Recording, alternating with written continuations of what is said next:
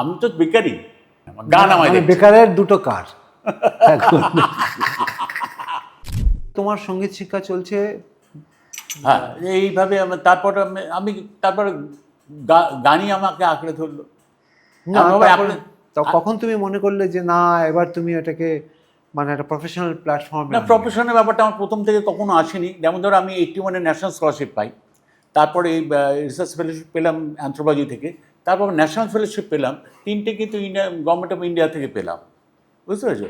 তো এগুলো যখন পাচ্ছিলাম দেখি যে বেশ ভালোই চলছে। আমাদের চাকরি বাকরি ছাড়াও আমি শুধু আমার নয়, আমার পরিবারকেও আমি দেখতে পাচ্ছি। মানে ধরো আমাদের পরিবারের যে প্রয়োজন একটা চাকরি, আমি তো সেইটুকু এই 9 বছর ধরে, আর প্রতি 2 বছর বাদে বাদে আমার এক্সটেনশন খুব পরিষ্কারভাবে আমি পেয়ে গেছি, এক বছরই যেটা।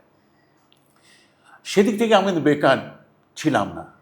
তা এখন আমাকে কেউ জিজ্ঞেস করলে বলে গান বাজনা, মানে আমি তো বেকার, কিন্তু রোজগার কোথা দিয়ে হয়ে যাচ্ছে। মানে আমি কেন বলি বেকার, লোকভাবে মজা করে বললাম, মজা করেই বলি, কিন্তু ঘটনা হচ্ছে দেখো, যখন আমি লেখাপড়া করতাম বা কিছু করতাম বা একটা অডিট ফার্মে যখন চাকরি করতাম, তখন তো আমার এটা ভালোবাসার জায়গা ছিল। আমরা আড্ডা মারতে গিয়ে তো গান বাজনাই করতাম।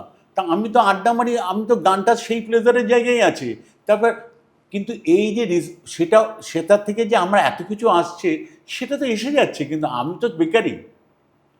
বেকার, খুব ভালো। আমি এইভাবে আমি নিজেকে বেকার বলি, কিন্তু আমার উপরওয়ালা দেখছে, মানে আমার গান আমায় দেখছে। বেকারের দুটো কার এখন